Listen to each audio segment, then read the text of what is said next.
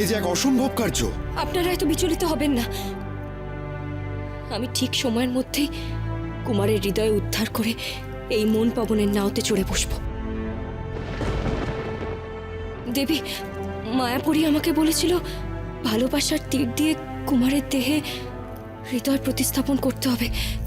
কিন্তু দেবী, আমি সেই ভালোবাসার তীর পাবো কি করে?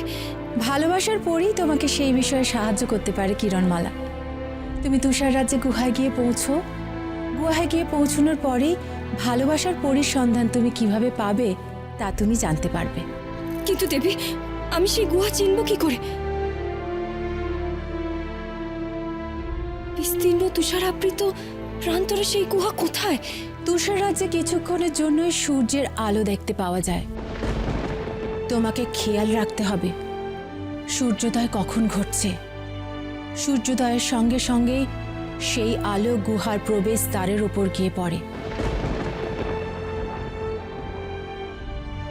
তখনই তুমি গুহার সন্ধান পাবে, তবে তা কিছুক্ষণের জন্য। মনে রেখো, তুষার রাজ্যে প্রকৃতি কিন্তু বিরূপ, তোমাকে বারে বারে বিপদে ফেলতে পারে, তাই সাবধান। এসো কুমার।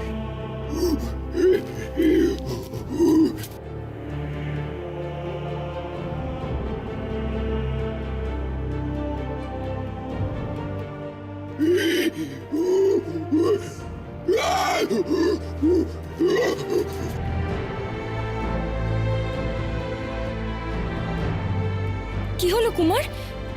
এসো এসো কুমার।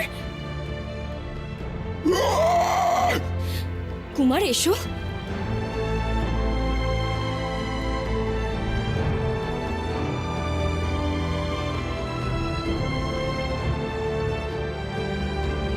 কুমার এসো।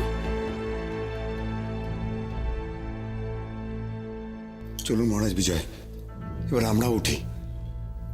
ঠিকই বলেছেন মহারাজ, এই ভয়ঙ্কর বিপদে আমরা কিরণকে এইভাবে একা একা যেতে দিতে পারি না। চলুন, আসুন আসুন মহারাজ বিজয়।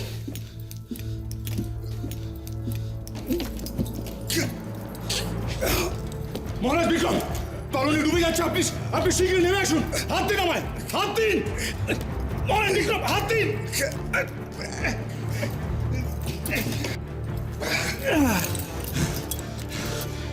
মহারাজ বিজয়, পরিস্থিতি অনুযায়ী আমাদের অন্য কোনো তরণী নিয়ে